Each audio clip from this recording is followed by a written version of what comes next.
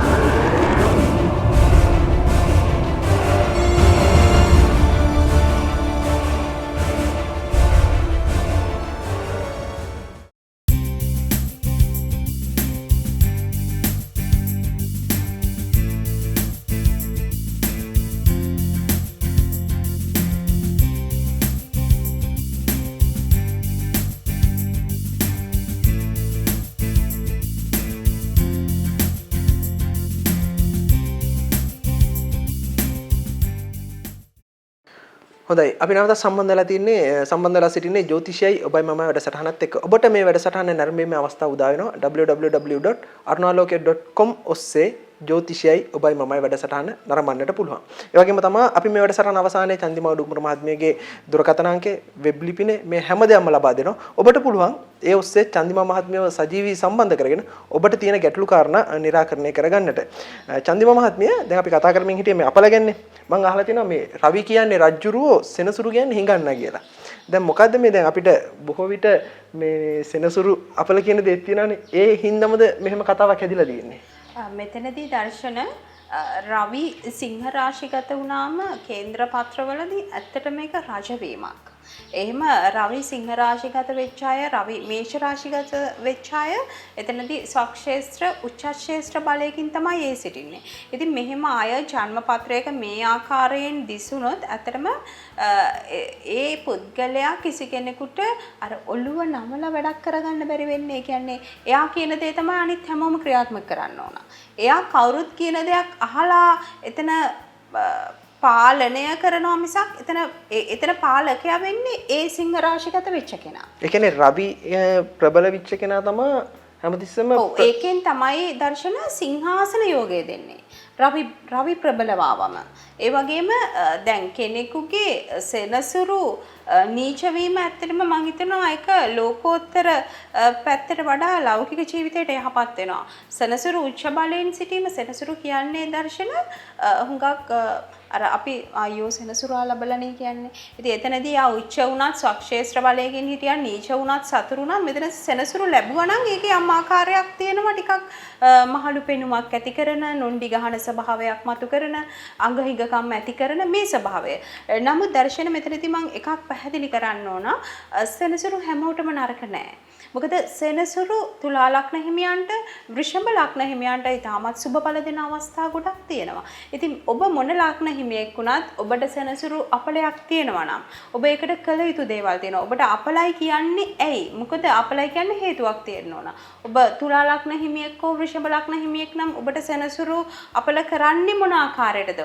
මොකද සෙනසුරු තමයි කාරග්‍රහය වෙන්නේ. ඉතින් තුලා ලග්න හිමියන්ට වෘෂභ ලග්න හිමියන්ට සෙනසුරුගේ අපල පැමිණෙන ආකාර තියෙනවා. ඉතින් 90%ක් ගත්තොත් සුබ පැත්තට තමයි බලපාන්නේ. නමුත් මේෂ ලග්න හිමියෙක් ගත්තොත් උදාහරණයක් වශයෙන් මේෂ රාශියම සෙනසුරු තැම්පත් වුණොත් ඇත්තටම එතන සෙනසුරු නීචයි.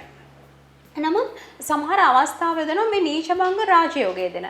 එතකොට දැන් මේ අපල කියන දේවල් දර්ශන ඒවා ෂ වෙනවා. ඒ දෝෂය භංග වෙනවා. ඉතින් මේක බොහොම බුද්ධියෙන් දැකිය යුතු කරුණක්. ඔව් ඒතකොට දැන් සමහර දැන් චන්දි මමන්දි මම දැකලා තියෙනවා මේ දැන් පන්සල් වලට ගිහලා මේ බෝගස් වල විවිධ කොඩි දාලා එල්ලනවා මේ අපේ පුතාගේ සෙනසුරු අපලේ දුරු වේවා ඒතකොට රාහු අපලේ දුරු වේවා මෙහෙම කියලා ඊට පස්සේ තව ගාථා කියනවා මොකද්ද මේකේ තියෙන්නේ මේ කට වචනෙන් විතරක් කියන දෙයක්ද නැත්නම් මේ තුල මිනිස්සුන්ගේ හිතවල මොකක් හරි හැංගිච්ච හරි මොකක් හරි විශ්වාසයක් මත ගොඩ නැගිච්ච දෙයක්ද ඔව් දර්ශන මෙතනදී අපි ගොඩක් වෙලාවට අපි බෞද්ධයෙක් නම් ඇත්තටම මොන ආගමකුණත් මේක ගැටලුවක් නැහැ.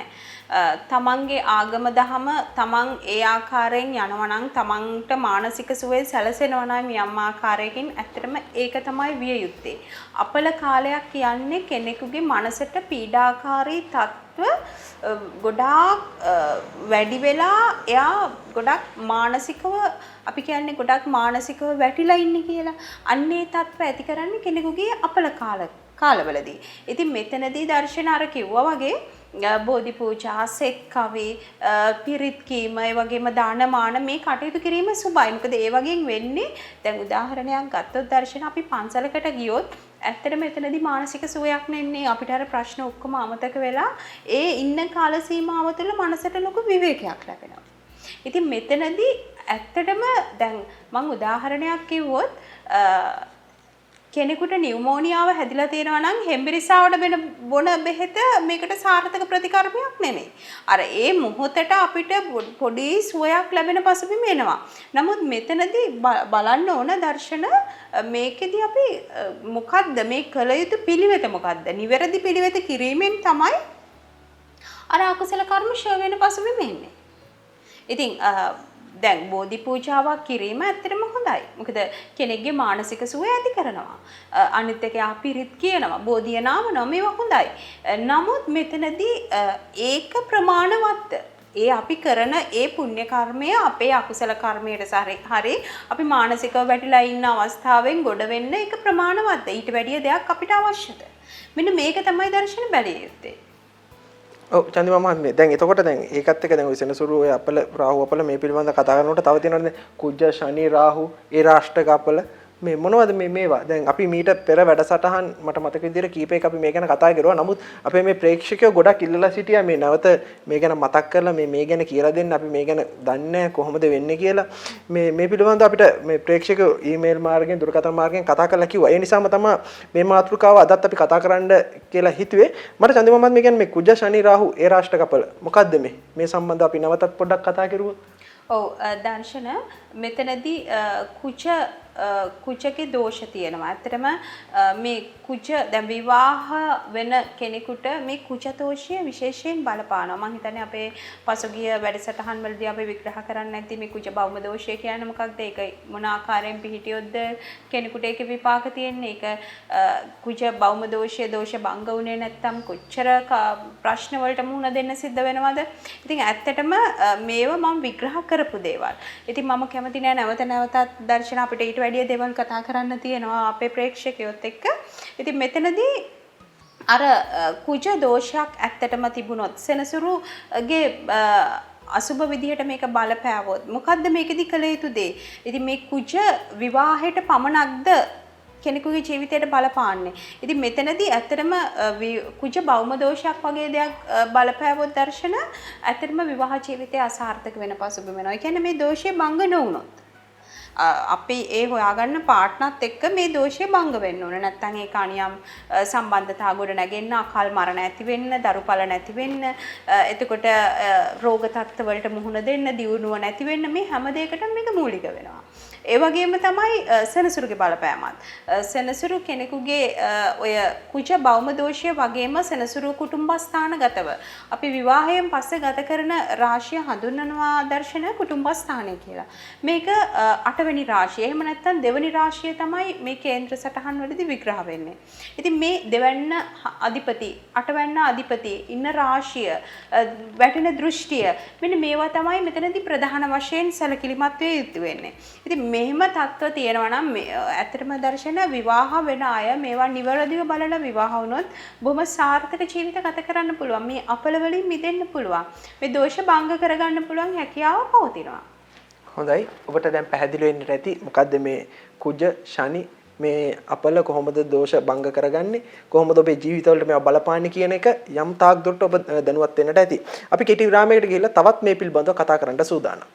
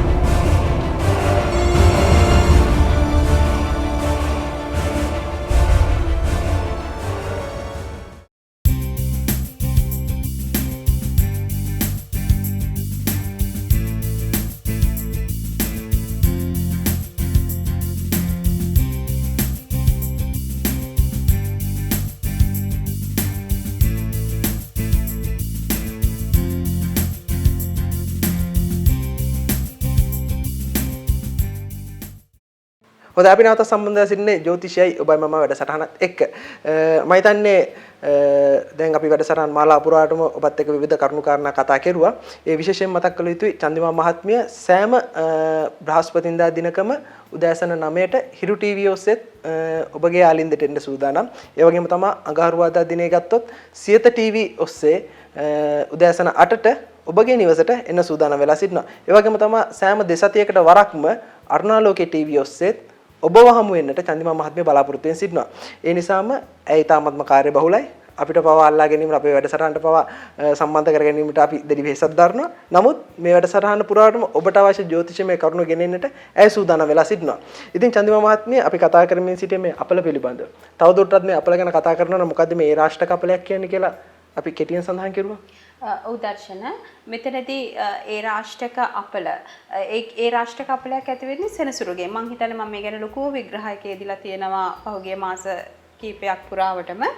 ඉතින් මෙතනදී මේ අපල වලට කළ යුතු වත් පිළිවෙත් මොනවාද? කෙනෙකුගේ මේ ජන්ම පත්‍රයේ මේ සෙනසුරුගේ පසුබිමත් එක්ක සෙනසුරු ඒ රාෂ්ට්‍රක ස්වභාවයකට එනවා නම් අපිටම ලග්න ඒ රාෂ්ට්‍රකයක් කියලා ඒ පුද්ගලයාට ආවේ. එහෙනම් ඒ පුද්ගලයාට මිශ්‍ර ඵල ඇති කරන්නේ. එයාට දරුණු තත්ත්ව වලට යම් මුණ දෙන්නේ නැහැ. නමුත් ඒ සෙනසුරුම ග්‍රහ දෘෂ්ටි වලින් සහ ඒ සෙනසුරුගේ බලපෑම අංශක වලින් එන පසුබිමත් එක්ක ඒක නරකම ආකාරයට පිහිටලා තිබුණොත් ඇත්තටම ඒ පුද්ගලයාට ඉන්න හිටින්න තැන පවා නැතුව යනවා. ඒවත් අහිමි වෙන කාල සීමාවල් එනවා. ඉතින් එහෙමනම් අපිට බලන්න පුළුවන් මෙතනදී ජන්ම පත්‍රයේ මෙන්න මේ කොයි ආකාරයටද මේ සෙනසුරු ග්‍රහය පිහිටියේ. එයා මොන ආකාරයෙන්ද අපල පවත්වන්නේ අපල දෙන්නේ. එහෙනම් අපිට මේකට දර්ශන බුද්ධියට ගෝචර වෙන දෙයක් තමයි අපි මෙහෙමනම් කාල සීමාව ඉදිරියට තියෙන්නේ මේකෙන් මිදෙන්නේ මොන ආකාරයටද? මොකද මේක යාළුවෝ හින්දා වෙන්න පුළුවන් මේ නැතිවීම, තමන් ආශ්‍රය කරන පුද්ගලයෝ හින්දා වෙන්න පුළුවන්, තමන් කරන ව්‍යාපාර ශාස්ත්‍රයන්හි ඒක පුළුල් කරගන්න ගිහිල්ලා වෙන්න පුළුවන්. ඉතින් මෙවැනි තත්ත්වවලින් අවසානයේ ව්‍යාපාරයක් නැහැ, තමන්ට ඉන්න හිටින්න තැන නැතුවත් යනවා. ඉතින් මේක ඇත්තටම ජන්ම පත්‍රයේ පැහැදිලිව තියෙනවා. එහෙම වුණොත් මේකට පිළියම් තියෙනවා. මොකද මේක බුද්ධිමත් ඒ පුද්ගලයාට මේක පහදා දීමෙන් ඒ පුද්ගලයාව ඒ වැටෙන තියෙන ලොකු අමාරුවෙන් අපිට ගලව ගන්න පුළුවන් දර්ශන. ඉතින් ඇත්තටම අන්න ඒකයි අපි ජන්ම පත්‍රයක් විග්‍රහ කරලා අපේ ඉදිරිය ගැන බලන්නේ අපිට ඉස්සරහට ගන්න තියෙන තීරණ නිවැරදි තීරණයක් කර ගැනීමට. ඇත්තටම දර්ශන අපිට මේක ගොඩක් වාසිදායකයි. කවුද අපිට මෙහෙම කියන්නේ ඉන්නේ? ඒ කියන්නේ අපිට අපේ ජන්ම පත්‍රය, අපේ දෛවය නිවැරදිව දැකලා ප්‍රකාශ කරන්න පුළුවන් යම් කෙනෙක් ඉන්නවා නම් ඇත්තටම හරිම ශ්‍රේෂ්ඨයි. මොකද අපිට ඉස්සරහට අඩිය තියලා යන්න පුළුවන් බය නැතුව. මොකද අපි රැකියාවක් කර ඉඳලා අපි ව්‍යාපාර ශාස්ත්‍රයට අත තියනවා නම් ඇත්තටම ඒ රැකියාව අහිමි කරගෙනයි ව්‍යාපාරයට අපි අත තියන්නේ. එතකොට එහෙම නැත්තම් රැකියාව අහිමි කරගෙන අපි විදේශගත වෙනවා. ඉතින් මෙතනදී පැහැදිලිව දකින්න පුළුවන් හැකියාවක් තියෙනවා නම් මේ අත තියෙන දේ, මේ ඉස්සරහට තියෙන අඩිය සාර්ථකද කියලා මම හිතන දර්ශනේ ඒකම තමයි ජීවිතයේ දියුණු වෙන්න පුළුවන් එක පසුබිමක් වෙන්නේ. ඔව් චන්දිමා මහත්මිය දැන් අපේ ජීවිතවල මෙහෙම විවිධ අපල එනකොට අපේ මේ විවිධ අපල එනවනේ. මෙහෙන් වැඩිපුරම බලපෑම් එල්ල කරන්නේ මේ සෙනසුරු විතරමද? අපේ කියන්නේ අපි දැන් ගොඩක් කතා කරනවා මේ සෙනසුරු අපල පිළිබඳව කතා කරුවානේ. දැන් අපේ ජීවිතේ මේට එහා ගිය බලපෑමක් එල්ල කරන මොකක් හරි රාශියක් තියෙනවද? නැත්නම් සෙනසුරුමද අපේ ජීවිත හැමතිස්සෙම විවිධ හැලහැප්පීම් වලට ලක් කරන්නේ? නෑ දර්ශන. මෙතනදී සෙනසුරු විතරක් නෙමෙයි. අපි හැමෝම අපි හිතනවානේ දර්ශන දැන් මට සිකුරු යන්නේ. මට යන්නේ බුද, මට යන්නේ සඳු. මේව සෞම්‍ය ග්‍රහයෝනේ. නමුත් දර්ශන මේ දසාවලිනුත් මෙරි උපදින්න මානසික වද ගොඩාක් දෙන්න ඉන්න පසුබිම් මම අනන්තවත් දැකලා තියෙනවා. මේ පාප ග්‍රහයෝ නෙමෙයි, මේ සෞම්‍ය ග්‍රහයොත් ඒ වගේ.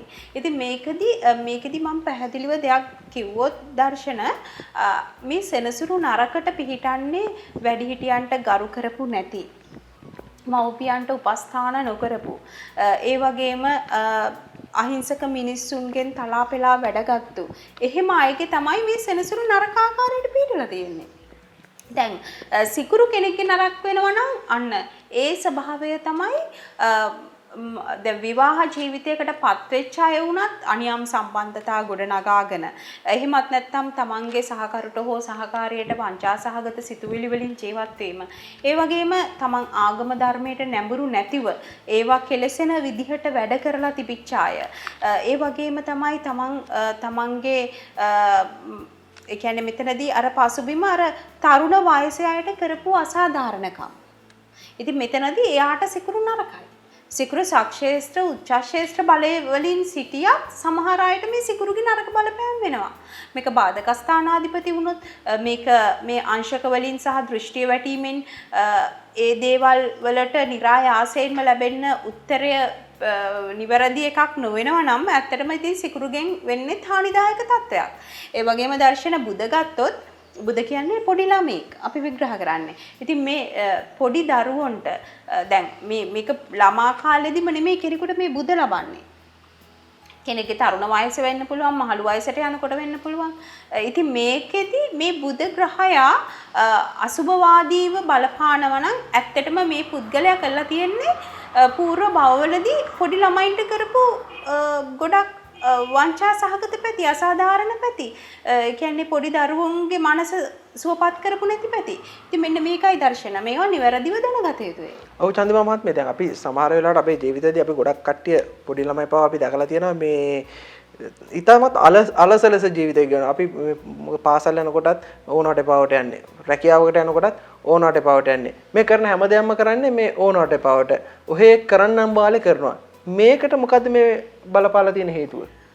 ඔව් දර්ශන මෙතනදී ඇත්තටම මෙහෙම තත්ත්ව ඇතිවීමට හේතුව ජන්මපත්‍රයේ පැහැදිලිව තියෙනවා. ඉතින් මේවා දැනගෙන මේකට ප්‍රතිකර්මය නිවැරදිව ලබා ගන්න. එතකොට පුළුවන් ජීවිතේ ජය ගන්න. අපිට වැරදෙන තැන් බලා ගන්න. ඉතින් ඇත්තටම අපි ජීවත් වෙන්නේ කෙටි කාලයක් තුල.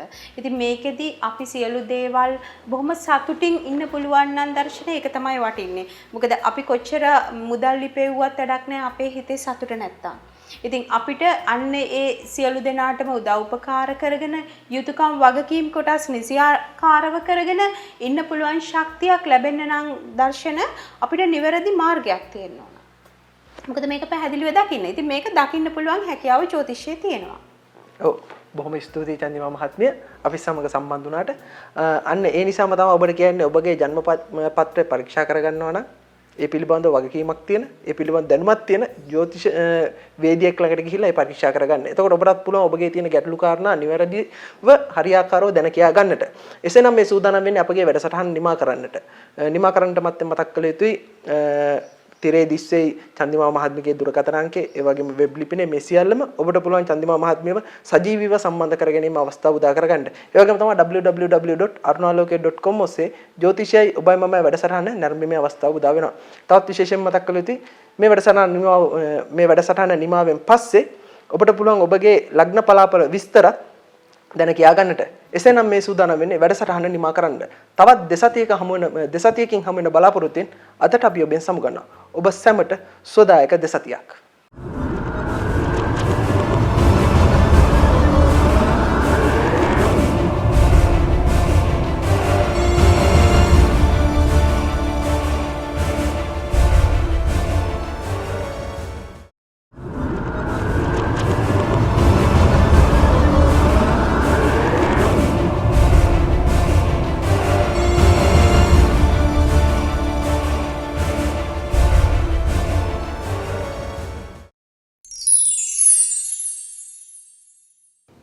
සැප්තැම්බර් මාස 16 වෙනිදා සිට 29 වෙනිදා දක්වා දෙසතිය තුළ ඔබගේ ලග්න පලාපලය. මේෂ ලග්නයෙන් නම් ඔබ ඉපදුනේ ඔබට ඉතාමත් වාසනාවන්ත දෙසතියක් වෙනවා. විශේෂයෙන්ම ඔබගේ ලග්නාධිපති 4 වැන්නේ නීච වෙලා කටක රාශිය වෙලා 4 වැන්නේ ගෝචර වුණත් චන්ද්‍රයා ගෝචර වුණේ දස වැන්නේ. විශේෂයෙන් ඔබට රැකියා ලාභ ඇති කරන දෙසතියක්. ඒ වගේම ඔබගේ සෞඛ්‍යමය ගැටලු ඔබව සෞඛ්‍ය පැත්තෙන් පිරිහුණු දේවල් ඔබට ඔන්න निराකරණය කරගෙන ඔබගේ සෞඛ්‍ය ගැටලු විසඳාගත හැකි දෙසතියක් වෙනවා. වෘෂභ ලග්නේ නම් ඔබ ඉපදුනේ ඔබගේ ලග්නාධිපති 6 වැන්නේ ගෝචර වෙමින් චන්ද්‍රයා භාග්‍යස්ථානයේ ගෝචර වෙමින් ආරම්භ කරන මෙම දෙසතිය ඔබට ඉතාමත් වාසනාවන්ත දෙසතියක් වෙනවා. ඒ වගේම ඔබගේ තිබුණු රෝග තත්ත්ව වගේම ඔබට තිබුණු මානසික ගැටලු විසඳාගෙන යා හැකි දෙසතියක් වෙනවා. විශේෂයෙන් ඔබට පෙර පින පළ දෙන විශේෂයෙන්ම කිව්වොත් ඔබ පූර්ව භවවලදී කරපු පින් කුසල් ඔබට පිළිසරණ කරගෙන ජීවත් වෙන්න ඔබට ඊටමත් යහපත් ලෙස වාසනාවන්ත ලෙස ජීවත් වෙන්න හැකි දෙසතියක් වෙනවා. මිථුන ලග්නේ නම් ඔබ ඉපදුනේ ඔබගේ චන්ද්‍රයා 8 වැන්නේ ගෝචර වෙමින් ආරම්භ කරන මෙම දෙසතියේ මුල් සතිය නම් ඔබට හිංසාකාරී තත්ත්වය වගේම පීඩාකාරී තත්ත්ව සහ ඔබට මානසික ගැටලු ඇති කරන මුල් සතිය තුල ඇති කරන ස්වභාවය පෙන්눔 කරනවා. ඒ වගේම ඔබට ඉන් පසුව එළඹෙන සතියයි තාමත් වාසනාවන්තයි. නමුත් ඔබගේ ලග්නාධිපති බුධ භද්‍රා කියන යෝගයෙන් වගේම ආදිත්‍ය කියන යෝගයෙන්ුත් ඇතිව මෙම දෙසතිය පුරාවටම ඔබට යහපත් ඔබගේ සියලු සිතුම් පැතුම් ඉටු කරන දෙසතියක් වෙනවා. විශේෂයෙන් අර චන්ද්‍රයාගේ ගමනත් එක්ක ඇති කරන මේ මානසික ගැටලුකාරී තත්ත්වය නිසා ඔබ පීඩා වින්දත් ඔබ ගොඩක් ආගම දහමට නැඹුරුව වැඩ කරන්නෙක් නම් ඇත්තටම යහපත් දෙසතියක් කරගන්න පුළුවන්. කටක ලග්නය නම් ඔබ ඉපදුනේ ඔබගේ ලග්නාධිපති චන්ද්‍රයා 7 වැන්නේ ගෝචර වෙමින් ආරම්භ කරන මෙම දෙසතියේ මුල් සතියේ දින කිහිපය යම් යම් ආකාරයේ අසහනකාරී තත්ත්ව ඔබට මතු කෙරෙනවා. නමුත් ඔබ මේවට සැලෙන්නේ නැතුව ශක්තිමත් වෙන්න. ඒ වගේම දෙසතියේ අවසාන සතිය ඉතාමත් යහපත් වෙනවා. ඔබට ඔබ හිතූ පැතූ ආකාරයේ සියලු දේවල් සඵල කරගන්න හැකි වෙනවා. සිංහ ලග්නය නම් ඔබ ඉපදුනේ ඔබගේ ලග්නාධිපති ලග්නස්ථානයේ ගෝචර වෙමින් ආරම්භ කරන මෙම දෙසතියේ මුල් සතිය චන්ද්‍රයා ගෝචර වුණේ සතුරු ස්ථානයේ. ඉතින් ඔබට සතුරන්ගෙන් රෝග පීඩා ආදියෙන් ඇති කරන බලපෑම් ඇති කරන දෙසතියක් වෙනවා. දෙසතියේ මුල් සතිය තමයි යම් යම් ගැටලුකාරී තත්ත්ව මතු කරන්නේ. ඉන්පසු ඔබට වාසනාවන්ත දෙසතියක් වෙනවා. කන්‍යා ලග්නය නම් ඔබ ඉපදුනේ ඔබට ඔබගේ ලග්නාධිපති බුධ ග්‍රහයා බුධ ආදිත්‍ය යෝගයෙන් පසු වෙන බැවින් ඔබට ඉතාමත් වාසනාවන්ත ඔබ සාහිත්‍ය කලාවට බර කෙනෙක් නම් ඔන්න ඔබට ඉතාමත් වාසනාවන්ත දේවල් සිද්ධ කෙරෙන දෙසතියක්. විශේෂයෙන්ම ඔබගේ චන්ද්‍රයා ගෝචර වන්නේ පස්වැන්නේ ඔබගේ දරුවෝ පිළිබඳවත් සතුටු වෙන්න පුළුවන් ආකාරයේ දේවල් ඇති කරනවා. ඒ වගේම ඔබගේ සියලු යහපත් බලාපොරොත්තු ඉෂ්ට වෙන දෙසතියක් වෙනවා. තුලා ලග්නය නම් ඔබ ඉපදුනේ ඔබගේ ලග්නාධිපති ලග්නස්ථානයේ ගෝචර වෙන්නේ රවි ශනි සමග. රාහු ශනි සමග. ඉතින් ඇත්තටම සිකුරුත් ගෝචර වෙන්නේ මේ තුලා රාශියේ ස්වක්ෂේත්‍ර බලයකින්. ඉතින් ඔබ හිතූ පැතූ දේවල් විශේෂයෙන්ම පංච මහා පුරුෂයෝ වලින් යෝග දෙකක් බලපාන ඔබට ඉතාමත් වාසනාවන්ත දෙසතියක් වෙනවා. ඒ වගේම ඔබගේ චන්ද්‍රයා 4 වැන්නේ ගෝචර වෙමින් ආරම්භ කරන මෙම දෙසතිය ඔබගේ සියලු යහපත් බලාපොරොත්තු වගේම ඔබගේ සෞඛ්‍ය සම්පන්න පැත්තත් ඉතාමත් යහපත් වෙනවා. ඔබ බොහොම සතුටින් ගෙවන දෙසතියක් වෙනවා. වෘශ්චික ලග්නය නම් ඔබ ඉපදුනේ ඔබගේ ලග්නාධිපති භාග්‍යස්ථානයේ ගෝචර වෙමින් ආරම්භ කරන මෙම දෙසතියේ චන්ද්‍රයා ගෝචර වෙන්නේ වික්‍රමස්ථානයේ. ඇත්තටම ඔබගේ වික්‍රමය ඇති කරනවා. මේක පෙරපිනෙන් සිද්ධ වෙන පසුබිමක් වෙනවා. ඉතින් ඔබට ඉතාමත් වාසනාවන්ත යහපත් දෙසතියක් වෙනවා. විශේෂයෙන් ඔබගේ සෞඛ්‍ය ගැටලු වලින් ඔබ මිදිලා ඔබට යහපත් පැත්තක් සෞඛ්‍ය පැත්තෙනුත් ඇති කරනවා. ඒ වගේම ඔබගේ සහෝදරයන් පිළිබඳවත් ඔබට සතුටු වෙන්න පුළුවන් කරුණු කාරණා යෙදෙන දෙසතියක් වෙනවා. ධනු ලග්නය නම් ඔබ ඉපදුනේ ඔබගේ ලග්නාධිපති 7 වැන්නේ ගෝචර වෙමින් ආරම්භ කරන මෙම දෙසතියේ මුල් සතිය චන්ද්‍රයා ගෝචර වෙන්නේ දෙවැන්නේ. ඔබට ධනය ලැබෙන ඒ වගේම ඔබ ආර්ථික අපහසුකම් වලින් බර වෙලා සිටියනම් ඔන්න ඔබට නිරන්තරයෙන්ම මෙම දෙසතිය පුරාවටම යහපත් වෙනවා. ආර්ථිකය හොඳට ශක්තිමත් වෙන දෙසතියක් වෙනවා. ඒ වගේම ඔබගේ රැකියාව සම්බන්ධයෙන්ුත් ඔබට උසස් වීම් තනතුරු වලට යෝග්‍ය කරන දෙසතියක් වෙනවා. ඔබට යහපත් මෙම දෙසතිය පුරාවටම. මකර ලග්නය නම් ඔබ ඉපදුනේ ඔබගේ චන්ද්‍රයා ගෝචර වෙන්නේ ලග්නස්ථානයේ. ඉතාමත් වාසනාවන්ත ඔබට සියලු සැප සම්පත් ළඟා කරන දෙසතියේ මුල් සතිය ඉතාමත් වාසනාවන්තයි. ඒ වගේම ඔබගේ ලග්නාධිපති ග්‍රහයා දසවැන්නේ ගෝචර වෙනවා. ඔබ රැකියා ක්ෂේත්‍රයන්හි උසස් වීම් වලට භාජනය කරන දෙසතියක් වෙනවා. ඒ වගේම ඔබ මාරු වීම් වලට කැමැත්තකින් ඉඳියා නම් ඔන්න මෙම දෙසතිය තුල ඔබ ගන්න තීරණය වඩාත් උචිත වෙනවා. ඒ වගේම තමයි ඔබට ඔබගේ සෞඛ්‍ය පැත්තත් ඉතාමත් වාසනාවන්ත ලෙස මෙම දෙසතිය පුරාවටම ගෙවා ගන්න පුළුවන් වෙනවා. කුම්භ ලග්නය නම් ඔබ ඉපදුනේ ඔබගේ ලග්නාධිපති භාග්‍යස්ථානයේ ගෝචර වෙමින් ආරම්භ කරන මෙම දෙසතියේ මුල් සතියේ චන්ද්‍රයා ගෝචර වෙන්නේ 12 වැන්නේ. ඒ වගේම ඔබගේ රාහු සිකුරු සමග ශනි ගෝචර වීම ඉතාමත් වාසනාවන්තයි. ඔබගේ පෙරපින් මතු කරන දෙසතියක්. ඒ වගේම ඔබ විදේශගත වෙන්න බලාපොරොත්තු වුණා නම් ඔන්න ඔබට ඉතාමත් වාසනාවන්තයි. ආයුධම් කරන්නේ සම්බන්ධ ඔබට විශේෂිත වූ වරප්‍රසාද ලැබෙන සහ ඔබගේ කරන රැකියාවෙන් උසස් වීම් ලබා දෙන දෙසතියක්. ඒ වගේම ඔබ බොහොම සතුටින් කල් ගෙවන්න පුළුවන් දෙසතියක් වෙනවා. මීන ලග්නය නම් ඔබ ඉපදුනේ ඔබගේ ලග්නාධිපති 4 වන්නේ ගෝචර වෙමින් ආරම්භ කරන මෙම දෙසතියේ චන්ද්‍රයා ගෝචර වුණේ ධනස්ථානයේ. ඔබට හිතපු නැති ආකාරයේ වාසනාවන්ත කාල සීමාවක් විශේෂයෙන් ඔබට යාන වාහන මිලදී ගැනීම, ඉඩකඩම් මිලදී ගැනීම, ගෙවල් දොරවල් මිලදී ගැනීම වැනි දේවල් වලට බොහෝම උචිතයි.